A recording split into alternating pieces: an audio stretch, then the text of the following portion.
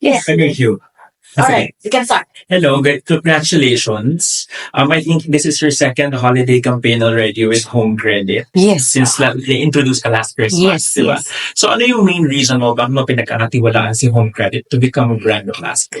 Actually, sa totoo lang, pag nag-i-endorse ka kasi ng isang produkto, Mhm. ako kasi palaging assignment ko yan eh. Ano ba ang maidudulot nito sa akin, sa mga followers ko at nagmamahal sa akin? Kasi pag sinabi ko mga nagmamahal sa akin, ito yung family ko. Lahat ng ini-endorse ako, tinatanong nila, oh, si Home Credit, ano bang ginagawa nito? Ano bang maidudulot nito? Pag may kailangan ba ako? Kasi ang hirap na may magtatanong sa akin na hindi ko alam kung paano isasagot. So si Home Credit, gusto ko yung campaign nila na parang tutulungan ka sa kahit anong kinakailangan mo. Mapaskwelahan man yan, personal na bagay man yan, o sa school man yan.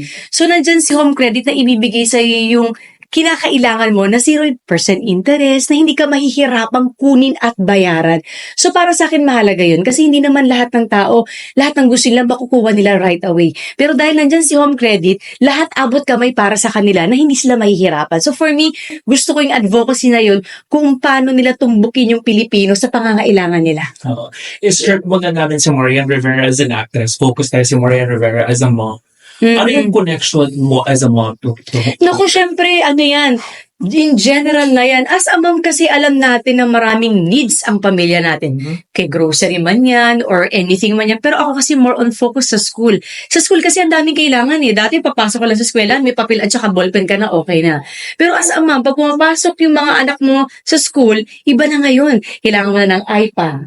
Ang daming kailangan eh. iPad pa lang alam natin na napakahirap at minsan makakakuha nga ng murang halaga pero ang tanong, matibay ba? Magagamit ba talagang literal? Hanggang kailan magagamit to? So, syempre, gusto natin, ibibigay natin sa anak natin yung the best para sa kanila. Syempre, alam naman natin na kapag yung mga iPad, yung mga ibang gadget, medyo mahal. Yeah. Ang hirap talagang kunin right away. Minsan sa school, sasabihin, kailangan iPad, ganito. Meron pa sa specific. Yes. So, bilang nanay, ayaw natin na mahuli yung anak natin. Kung anong kinakailangan, especially in school, ibibigay natin yan sa kanila. So, nakakatulong si Home Credit na, alam mo yon bilang mga magulang, na ibibigay mo yung mga needs ng anak mo 100%. Yeah.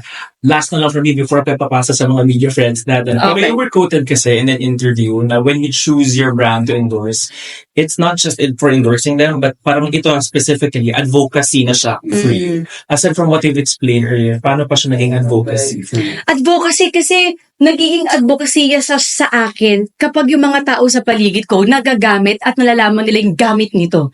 Like example, bawa si Lester, nangailangan siya ng cellphone. Ay mag-home credit tayo, punta tayo sa mall.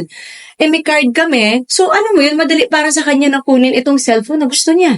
So gusto ko, hindi lang ako yung nakikinabang dito, kundi yung mga tao sa paligid ko. And for sure, kapag nilabas natin to, like ako, may mga followers din ako nagmamahal sa akin, curious sila. So through then, malalaman nila sino ba si Home Credit. At mabibigyan natin sila ng impormasyon na lahat ng gusto mo, kaya kang suportahan ni Home Credit. Yes. As an ambassador, Marian, meron ka bang share your input kung paano i-execute yung project? Doon sa execution, wala ako doon kasi may sariling campaign. Pero may awareness ako bago ko pumunta sa shoot. Ito ang campaign natin ngayon. Ano ba ang campaign natin ngayon? 0% interest. Ito yung mangyayari sa kanila kapag bumili sila ng iPad, ng TV, ng ref, o whatever na kailangan nila. Actually, na-extend na nga kami. Dati parang school supply lang. Ngayon parang may grocery na kami, meron na kaming mga ref, may mga sofa na kami, mga pang sports na kami, even rubber shoes, pwede mong kunin gamit ang Home Credit. So, na-extend na nagagawa ni Home Credit, na-extend kahit sa ultimong maliit na bagay, kaya nilang ibigay sa'yo. Kasi rurok hanggang dulo, rubber shoes hanggang mat ng ano mo pang sports mo. Okay. Aside sa tiwala, ano pa yung mga criteria hinahanap sa isang brand? Syempre dapat kung may tiwala ka, alam mong legit. Kasi minsan may mga ads na pag in-apply mo na siya, ay, parang hindi naman ganun. 0 interest, pero pag ginamit mo, may 1% pala. So, si Home Credit, lahat ng sinasabi nila at ino-offer nila, lahat yan ginagawa nila. Kasi ang priority nila dito is kung ano ang pangangailangan ng mga Pilipino na pwede nila extend at ibigay para sa kanila. Okay. How about restrictions? Ano yung mga hindi mo pwede i-compromise? sa pagtanggap ng mga endorsement? Eh, syempre, ayoko nang hindi legit. Kapag sinabi kong 0% interest, kailangan 0% interest ang ibibigay nila. Kasi yun ang hahanapin, kasi yun ang sinasabi mo. So, kailangan nakataya yung pangalan mo dun. Kapag sinabi mo na, oh, itodo mo na yan. 0% gusto mo ng iPad, 0% interest, todo mo na yan. So, make sure talaga na si Home Credit ay ginagawa nilang todo para sa mga pangangailangan ng Pilipino. Yan, almost 2 years ka na with Home Credit. Mhm. Can you take us back to that first day na in-offer sa'yo ang Home Credit? Ako, yung Home Credit, parang na-curious ako na ano ba ang nagagawa nito? Parang, ganito ang ginagawa nila. At hindi ko makakalimutan yung first launching ko sa kanila, sumayaw ako ng sabay-sabay tayo. Na parang sabi ko, shucks, sasayawin ka ba ito? Kasi parang sabay-sabay tayo, parang iniinggan nila yung mga tao na gamitin si Home Credit na ito yung offer namin para sa kanila. And what makes you stay with the brand? Parang walang dahilan para hindi ako magstay dahil yung tiwala ko sa kanila is 100%. Lalo na ngayon sabi ko na e-extend yung mga ginagawa nila sa mga pangangailangan ng kahit sinong tao. Speaking of tiwala, ano yung pinagkakatiwalaan mo sa brand na ito? Na consistent sila sa pagpupromote na gagawin nilang lahat para sa pangangailangan ng mga Pilipino. At doon pa lang sa campaign na yun na kung anong kailangan mo, ibibigay namin sa'yo with 0% interest. Parang bihira ka kasi makakakuha ng isang produkto na bibigyan ka ng 0% interest. Lahat may interest eh. Kahit saan ka pumunta, kahit saan ka magbayad, parang lahat may interest. So si Home Credit, gano'n yung offer nila. Bukod dun sa sabay-sabay tayo, ano pa yung mga most memorable behind the scenes? Siguro sila. Kasi nakakatuwa at nakakataba ng puso na pangalawang taon ko to sa kanila. Pero yung campaign nila, nakakabilib dahil paangat ng paangat yung mga pagbabago or yung gusto nila i-meet na kung ano ba yung dapat naming ibigay pa or di ko nga alam, parang hanggang saan na ba tayo? Sabi ko nga sa'yo, pati sa sports, pati sa grocery, diba? Parang lahat na-cover na natin. So for sure si Home Credit ay hindi mauubusan ng offer at for sure sa third campaign namin, mas maganda pa ang offer kasi every year iba-iba yung offer nila, napaganda ng paganda. Pressure yun para sa inyo. Marian, can you share some tips kung paano maging responsible consumer? Yung paano mag-decide para tiwala worthy choices? Lahat naman tayo, actually kahit simple nga lang, example lang bibili ka ng gatas. Tayo pag bumili ng gatas, nitig lang natin, magkano ba ito? Pero hindi natin chine-check yung label. Hindi tayo responsible as a mom kung ano ba ang ingredients sa mga ito bago mo ipainom sa anak mo. Basta titignan mo lang, ay mura to, kukunin ko to. Minsan mura nga pero wala namang laman. Minsan mura nga pero wala namang sustansya. So dun pa lang kailangan alam mo na kung paano tignan at paano suriin yung mga bagay-bagay. What more kapag bibili ka ng ref, ng sofa, na pang grocery sa bahay nyo. So dapat talaga responsible ka. Yung word na tiwala, ikaw sa brand, may tiwala ka sa brand. And also yung fans mo rin, may tiwala rin sa'yo. Ano ang say mo doon? Ganun talaga eh. Kapag may ini-endorso ka, dapat pinaniniwalaan mo 100%. At palagi ko sinasabi yan, hindi ako nagbubuhat ng sariling bangko, pero may mga produkto talaga na lalapit at alam ng management ko yan. Kung hindi ko pinaniniwalaan at hindi ko ginagamit, parang sabi ko, ang hirap maging peke. Dahil very transparent akong tao, what you see is what you get. So dun ako sa pinagkakatiwalaan ako, pagkakatiwalaan ko, at ipagkakatiwala ko yung pamilya ko na gamitin tong brand na to.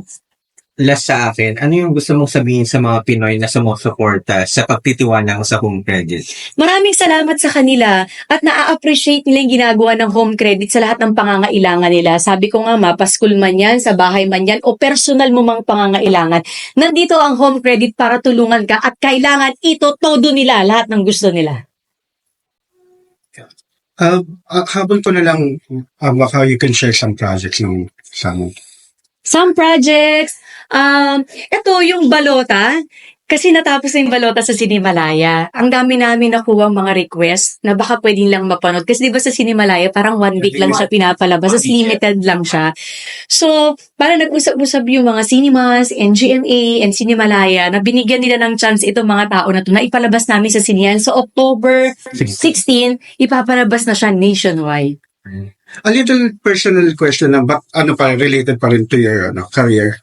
Looking back before ka nag-showbiz, ano yung mga pangarap mo before na you think natupad na ngayon and meron ka pa bang forward na gawin? Actually, sa totoo lang, nung nag-graduate ako ng college, pangarap ko talaga maging teacher. Di ko maalam kung bakit ako napunta sa showbiz. Sabi So ko nga, dream role yung balot. oo. So, connection talaga yan. Sabi ko, okay. Kasi kahit sa lahat ng interview ko, pangarap ko talagang maging pangarap ko talagang maging teacher. Di ko alam kung bakit. Baka dahil mahilig ako sa mga bata. Tapos mahilig ako mag-teacher-teacheran. Yung pag sa mga anak ko, doon ko na lang nilalabas. Ayan. And siguro habol sa personal, baka maybe this week. Hindi ko alam kung kailan nyo ito ilalabas. Nagpunta ako sa Kiko Malano. Kakauwi ko lang actually nung Sunday. Kasi invite ako ng principal ng Kiko para makilala ako, para mag-shoot ako ng campaign namin sa Milan. Okay. Oo. But, ayun lang. Kasi di ba sabi nila, you can't have it all. Pero in your case, di ba, you have a happy family, you have a successful career. Ano pa yung may kulang pa ba? Or are you contented with? Minsan may mga tao na palagi sinasabi niya, ay wala kang ganito, walang ganyan, nobody's perfect. Kahit pa paano may dadating problema, nasa sayo na lang yan kung paano mo i-handle ang sitwasyon. Ako kasi naniniwala ako na kung anong ibigay sa'yo, magpasalamat ka lang. Minsan asking for more, yan ang magpapahamak sa'yo. So kung anong meron ka, i-grab mo yun, ipagpasalamat mo yun. Kasi pag kontento ka, wala kang magiging problema. Contented. Yes. Okay, this is a holiday campaign. Release no Christmas. And medyo kind of life is kind of challenging financially. Ano yung general message mo for Filipinos?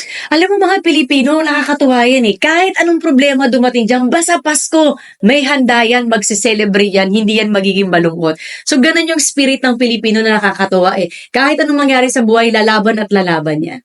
Kaya mo yan, may yan. Kaya mo yan. Okay. Thank you. Thank you. Thanks. Thank you.